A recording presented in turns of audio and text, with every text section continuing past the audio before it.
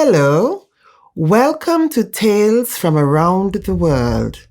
Today's tale comes to you from the Caribbean. My name is Aliogana Pearl, and I will be telling you the story of Bre'r Anancy and the magic pot. Before we start the story, I must share with you a little poem that tells you who Anansi is. It's very simple. Anansi is a spider. Anansi is a man. Anansi is West Indian. Anansi is African. One more time. Anansi is a spider.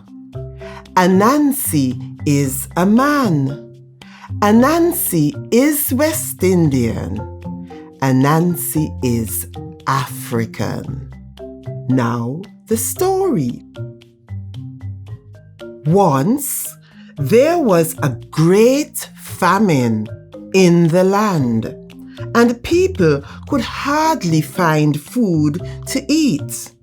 Like other animals in the jungle, Bre'r Anancy and his family could not find much food either. One day, Bre'r Anancy was walking in the forest, and his foot kicked over a pot lying on the ground. "What a pretty little pot," said Anancy. "Don't call me pretty pot," the pot replied. "So, what must I call you?" Bre'r Anancy said. "Call me Do Make Me See," said the pot. This name seemed foolish to Bre'r Anancy, but having nothing better to do, he yelled, "Do make me see." Immediately, the pot began to cook a delicious dinner of jerk chicken and rice and peas. The aroma of the meal had Bre'r Anancy delighted. He ate and ate and ate some more until his stomach was full. But as he was about to wash the pot in a nearby river, the pot shouted, "No, no, no! You must never wash me. Leave me the way you found me." So, Bre'r Anancy did not wash the pot. He turned the pot down, covered it under some bushes, and went on his merry way. When he got home, his wife and children eagerly asked if he had brought home any food. He gave them 2 meager bananas he had found in the bushes and made no mention of his newfound secret. The next day, Bre'r Anancy returned to the area where he had found the magic pot. To his great delight, it was still there. So quickly, he said, "Do make me see." And the pot cooked another delicious dinner. Yam and saltfish, mackerel and green bananas. Bre'r Anancy had such a feast. Every day, Bre'r Anancy ate his stomach full. but he never shared the secret with his family.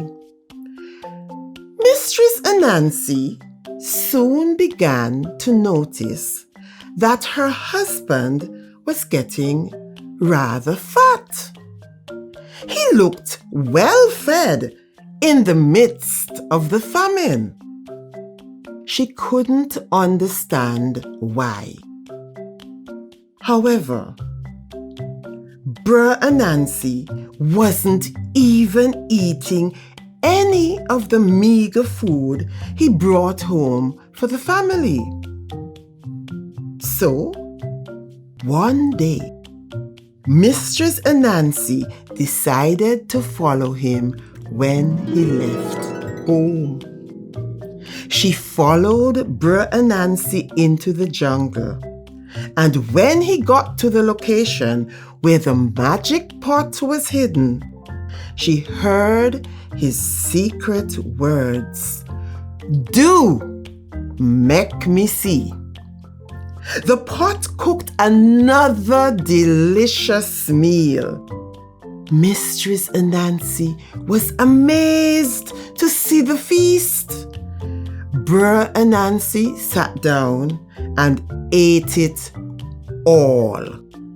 He then licked his lips, turned the pot over, put it back in its secret location, and scampered away well fed.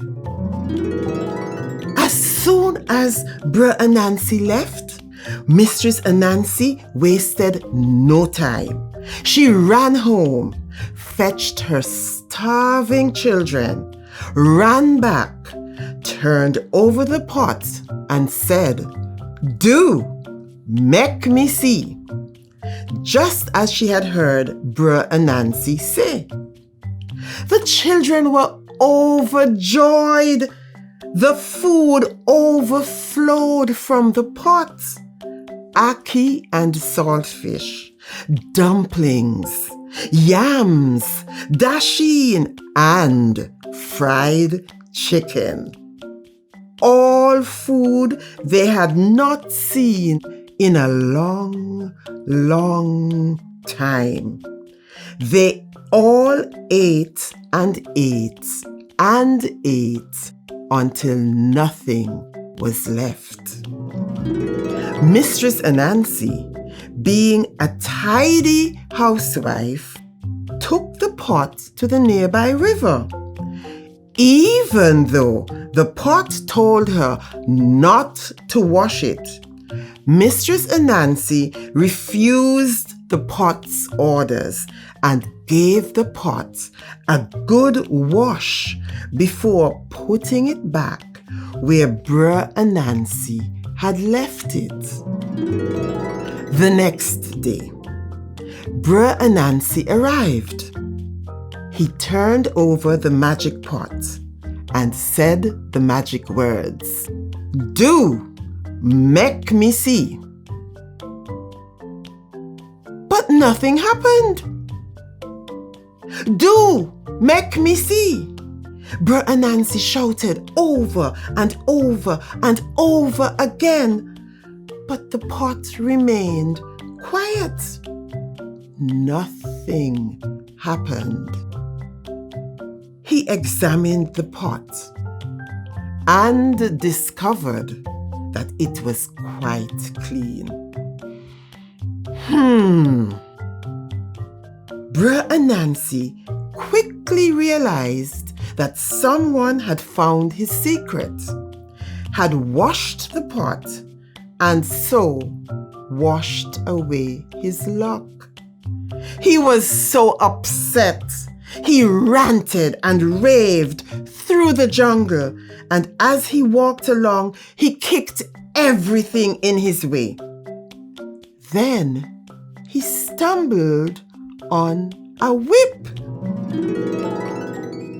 "What a pretty little whip!" yelled Bre'r Anancy. "Don't call me pretty," the whip said. "So, what must I call you?" asked Bre'r Anancy. call me. Do make me see, replied the whip. Bre'r Anancy, hoping for more good fortune, cried out, Do make me see. Immediately, the whip set upon Bre'r Anancy and chased him into the forest. Bre'r Anancy was raging and upset. But he thought, here is a way to play a trick on the person who washed his magic pot. Bre'r Anancy suspected it might have been his wife, Mistress Anansi. So, when he got home, he announced that he had found a present in the forest, but he had to cover it up because somebody might want to take it away from him. Mistress Anansi, being just as greedy, secretly followed Bre'r Anancy into the bushes. Once more, they went to the area where he had covered the whip. Bre'r Anancy did nothing. He sat and looked at the whip. And then he went on his way. Mistress Anansi came out of hiding and yelled, "What a pretty little whip!" The whip replied, "Don't call me pretty." Eager to see what good fortune was in store, Mistress Anansi asked, "What must I call you?" The whip replied, "Do make me see." Mistress Anansi happily replied, "Do make me see." And the whip set upon her and chased her into the forest. Bre'r Anancy was nearby, and he laughed and laughed and laughed some more. He was very happy to see that his trick had worked, and so he danced happily home, knowing that he had caught the person who had stole the magic from his magic pot. And that's the end of today's story. But before we go, remember the poem? Anansi is a spider. Anansi is a man. Anansi is West Indian. Anansi is African.